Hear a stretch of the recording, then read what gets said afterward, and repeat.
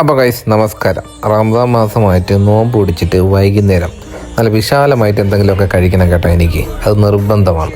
അത് ഇന്നത് തന്നെ വേണമെന്നൊന്നുമില്ല, പക്ഷേ കഴിക്കുന്നത് ഒത്തിരി കട്ടിക്ക് വേണം.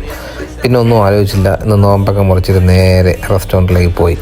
ആണ്ടാ ഈ കാണുന്ന മട്ടൻ്റെ ഐറ്റം, ഇത് ലഹാം മക്സൂസ് ആണ് കേട്ടോ. അതിലേക്ക് കുറച്ച് ഷത്ത, അതായത് സോസൊക്കെ ഒഴിച്ച് ആ പൊരിച്ച ഉള്ളിയൊക്കെ വാരിയിട്ട് കുറച്ച് മീറ്റ് എടുത്താണ്ട നന്നായിട്ട് കുക്കായിട്ടുണ്ടെന്ന് വെച്ചാൽ നല്ല അടിപൊളിയായിട്ട് പെർഫെക്റ്റ് ആയിട്ട് അതും കൂടെ എടുത്ത് വെച്ച് ഇങ്ങനെ കഴിച്ചാൽ ഉണ്ടല്ലോ, പിന്നെ ഒരു രക്ഷയില്ല. അത്ര അടിപൊളി ഐറ്റം ഇത്. പിന്നെ കുറച്ച് സ്പൈസി ആണെന്നാണ് അവർ പറയുന്നത്, പക്ഷേ നമുക്ക് ഇത് വലിയ സ്പൈസി ആയിട്ടും തോന്നില്ല കേട്ടോ. പക്ഷേ ടേസ്റ്റിൻ്റെ കാര്യത്തിൽ ഒരു രക്ഷയില്ല.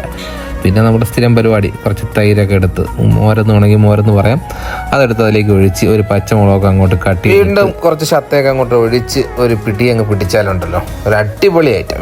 വീണ്ടും പറയേണ്ട ആവശ്യമില്ലല്ലോ, കിട്ടില്ല ഐറ്റം. കണ്ടാൽ തന്നെ നിങ്ങൾക്ക് മനസ്സിലായില്ലേ. അപ്പോൾ നിങ്ങളിത് എവിടെയാണെന്നല്ല ചിന്തിക്കുന്നത്, ഇത് നമ്മുടെ ദമാം 91 സാദൽ സുൽത്താനാണ് കേട്ടോ.